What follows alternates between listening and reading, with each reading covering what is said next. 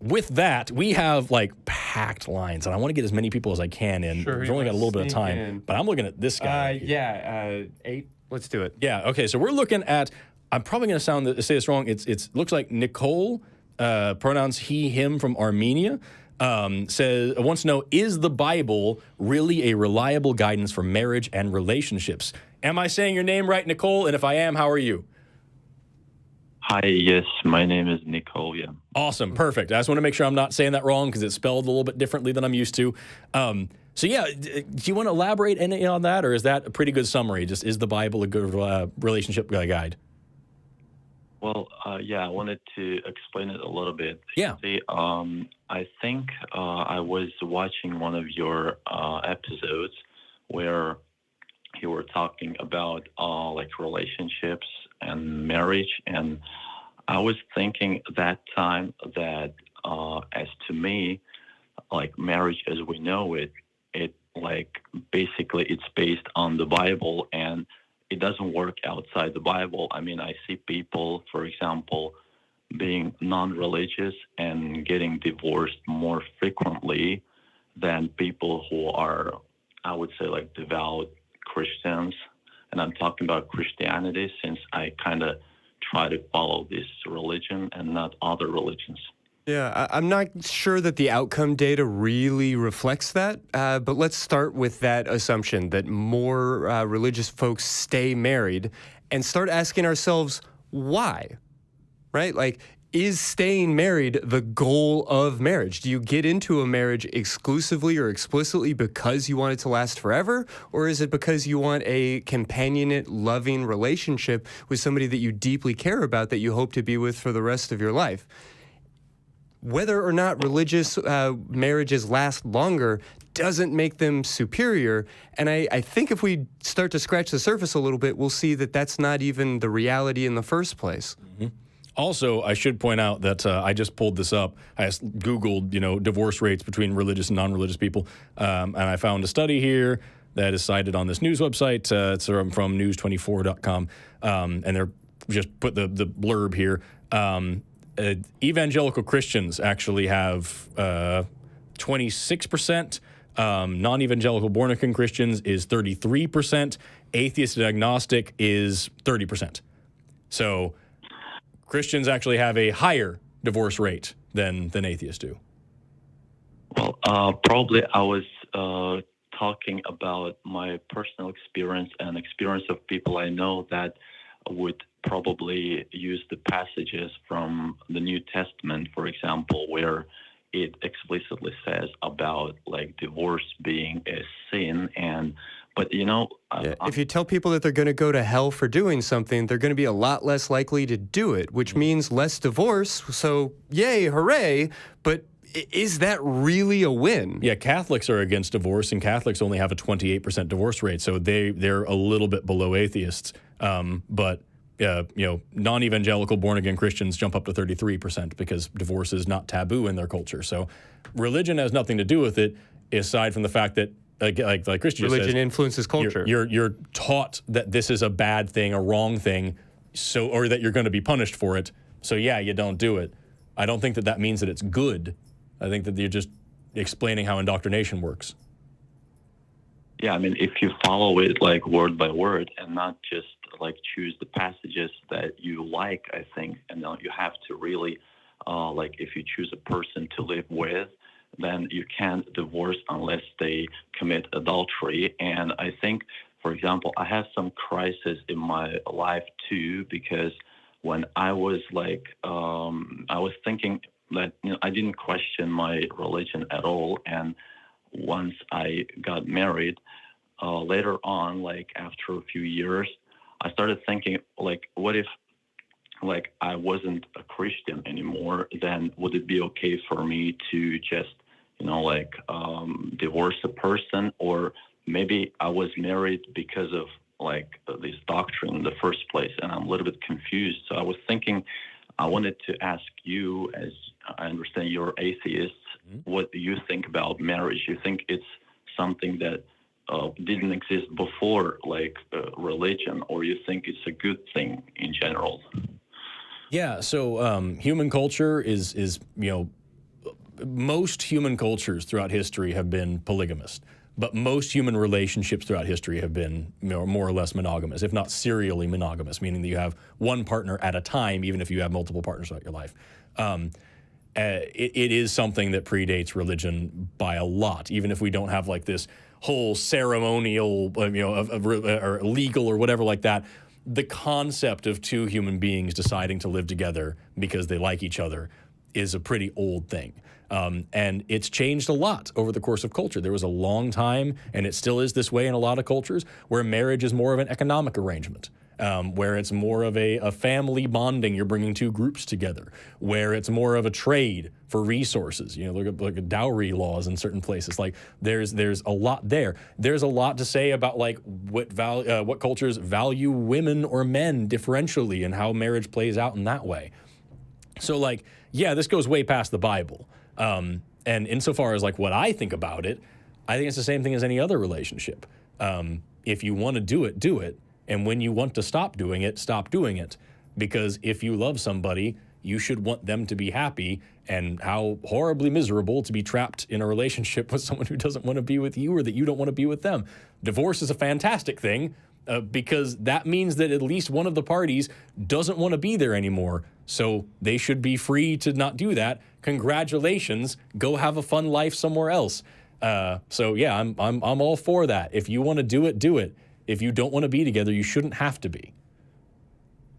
Well, and ultimately, for all of the history, for all of the different cultural influences, for all of the things that, quote, make up marriage, nobody gets to define that, right? Like no church doctrine, no ancient religious poetry. Marriage is a contract between two people, and contracts need to be negotiated and renegotiated. So that bond that you're creating is whatever you say it is, whether that includes, economic sharing, or whether that includes like division of labor, or whether that includes monogamy or family commitments, paternity. All of those things are options that are not mandatory. And so what we think about marriage, it's not really about that. It's about what do you and the person that you are married to or proposing marriage to want out of that relationship, and what does that contract look like, and should there be a sunset clause? Like, what does divorce mean to you? Well, what does marriage mean to you? This is all personal and individual stuff, and I think it's important when we talk about divorce rates and how to stay in a marriage and all of these things, that we are not seeing like being in a marriage and staying in a marriage as the singular goal. It's a means to an end, and these relationships are relationships that we choose on purpose. Okay, and how do you look at the terms like adultery, like without religion? You think it is a thing, or is something that people like made up? It's an adjective, but like, what is it actually? Yeah. It's a thing if you care about it. Like my wife and I are monogamous. We don't want to be with any other people. If I go out and cheat on her, that would be a problem. We're both atheists. It's because those are the rules of our marriage. We have this set of rules. I'm not sleeping with anybody else. She's not sleeping with anybody else, and we're happy.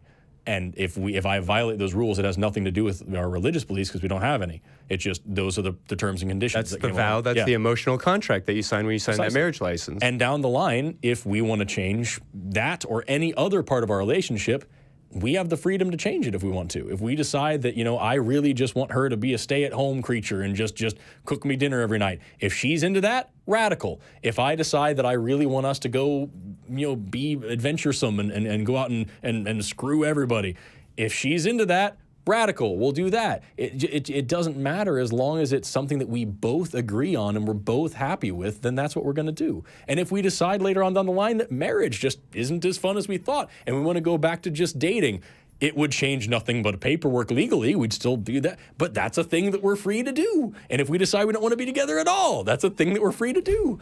That's just it, man. Life's all about freedom, and relationships are a part of that. As long as the person or persons that you're with are cool with it, have fun.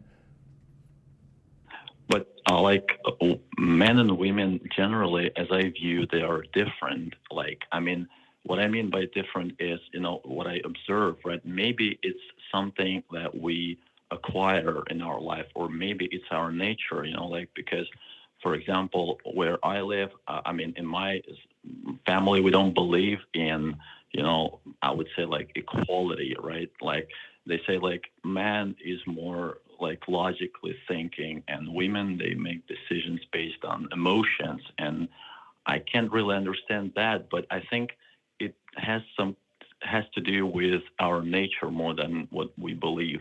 Or maybe some of those ideas have to do with your culture and your beliefs rather than reality and science.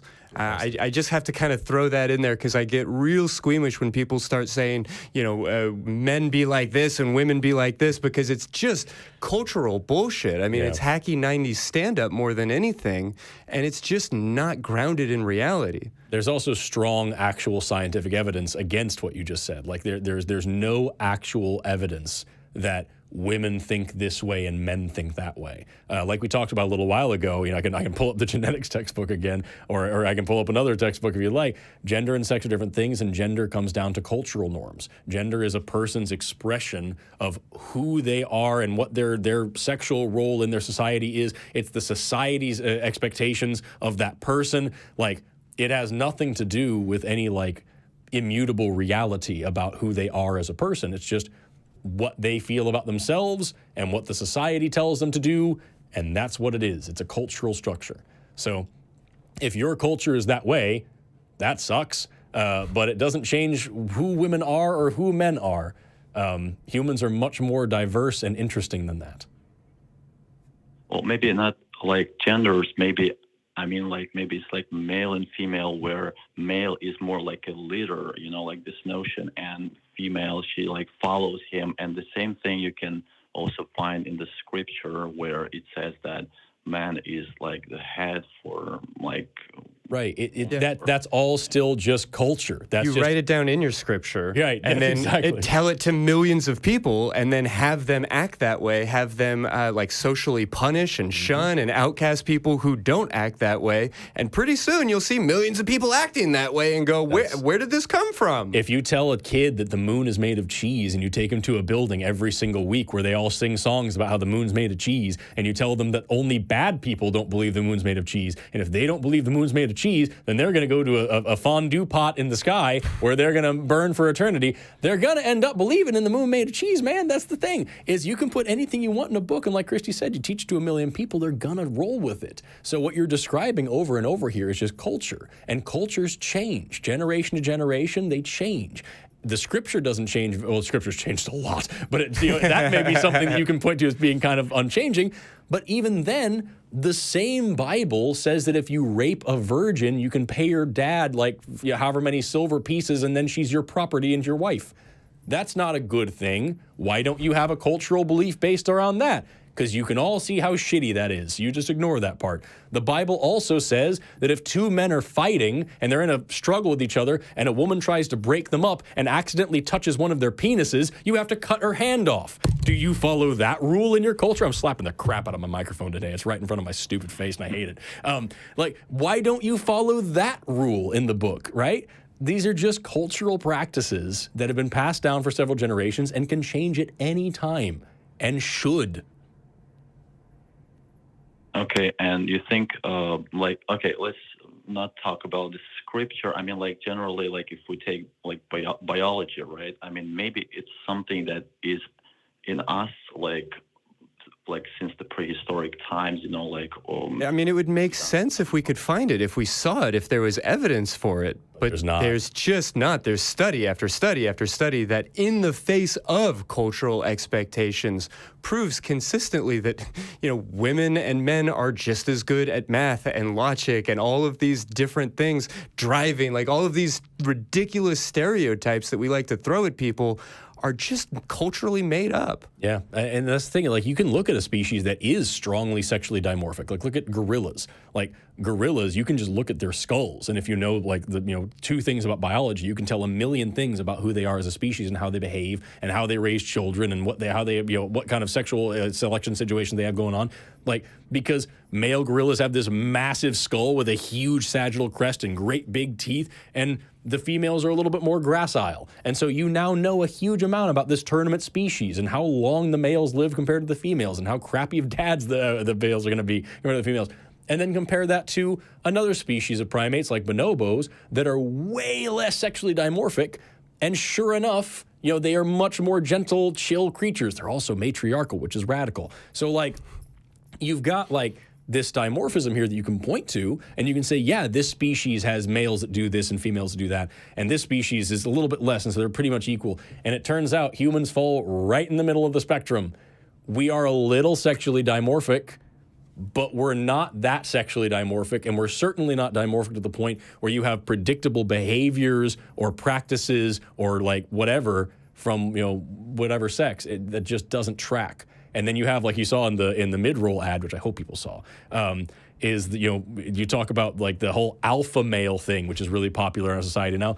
That's bullshit science that was disproven, that also is being misinterpreted about like, oh, well, in wolves, they do these things, so humans do these things too. And it's just nonsense. It's not how anything works. So the data just aren't there to back up these assertions.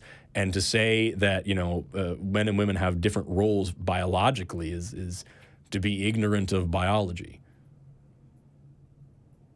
But would you say that animals, they also have some sort of, you know, things that they need to like figure out through failures, like we do? For example, let's say 500 years ago something was okay, now it's not okay. But for animals, it seems like, at least from a side, that everything goes like it was before. I mean, they don't change their behavior. Do animals have culture? Do they pass knowledge and information down generation to generation? That's kind of the question. Yeah, some animals do. The idea. Yeah. Yeah, so, some animals have generational knowledge like that. To call it culture is a bit of a stretch, although there are some good studies that you could make a strong argument. You know, Robert Sapolsky's famous studies about baboons, when all the big, strong, because baboons are very dimorphic, the males lead the pack, and they're very mean and aggressive, and a troop of baboons that he was studying got into a dumpster full of meat that was infected with tuberculosis. The big, strong males, being the big, strong males, got to eat first, and they all died of tuberculosis. And then you had a new troop that was 50% more females than males, and the males that were left were the ones that weren't big, tough, mean ones, but they were actually like the ones that kind of socialized and spent more time grooming each other and stuff. And you would expect those males to then become the big, mean, dominant ones, but they didn't. They just kept on keeping on as loving families and being chill, and stress levels went way down in their, and you know, the hormones in their brains, the stress hormones went way down. And when new males came to try to join the pack and be all tough and aggressive, they'd all beat the hell out of them and say, we don't do that shit here. And that lasted for about as long as the lifespan of the troop. So there are certain instances where you can point to what you could arguably call a culture. But the difference is, humans are unique in the animal kingdom in that we're the only animal that can tell you what it means to be a human. We can give you great details about how we feel in any one situation. Most animal, quote, quote, language boils down to, I'm happy, I'm horny, I'm hungry, I'm scared, I'm mad. Humans can go into a lot of detail about, I want to be this way in my society. So yeah, it makes sense to look at other animals when it comes to understanding bioanthropology. That's a cornerstone of bioanthropology. But also, if we're going to talk about human development and human populations, if we're going to talk about rights and equality, whether it be about, you know, men and women or LGBT people or whatever, it makes a lot more sense just to listen to those people and hear what they say and what they think and what they have to feel about it. That's a lot of a better, in my opinion, a lot better way forward. So maybe ask the women, you know, do you like the idea of being seen as a follower, as property, as just something that's totally emotional and can't make decisions and can't run a business and can't do math? I bet they disagree. Well, yeah, I mean, they would disagree, but sometimes, you know, for example, you can see a woman that lives with an abusive man, and you can tell her you can leave her, and she says, I can't leave him because I have feelings, and you can't really explain why she's doing that, you know. And there are just as many examples of men being in abusive relationships saying the exact same thing. So you're talking millions of people being in abusive religions. Absolutely. So yeah, that is a stereotype that you can point to. And if you look into psychology, you'd be way more qualified to talk about this than me. But like, if I remember the numbers, it's something like there has to be like 7 different interventions statistically between like It's something in that direction. I mean, yeah, it takes a lot for somebody to get out of an abusive relationship, whether it is with a domestic partner or with a, all-loving God. There's so much manipulation that goes into that situation, but I want to zoom out a little bit and say that you are using like this hypothetical example, not data, right? And that's really what this women be this way, men be that way kind of conversation needs to, is large outcome data looking at thousands and thousands, if not millions of people to consider what those differences might actually be. I mean, existentially, we are not identical. There is a tiny amount of dimorphism, but those differences between men and between women are very, very slim, and within group differences are going to be greater than without group differences. And I think that's something to lock in on too here, because even if we show that women are somewhat more statistically likely to be that way or this way or whatever else, any individual woman is basically just as likely as any individual man on any of these categories. So we can't tell a man or a woman that you're this way or you're that way because of the category that you're in, because those within group differences are huge. Okay. Thank you for your answers. Thank you. Hey, no worries. Thank you so much for calling in, Nikol. You're awesome. I appreciate you taking the time to listen to us. I know we rambled quite a bit, but those are some important stuff that you talked about there.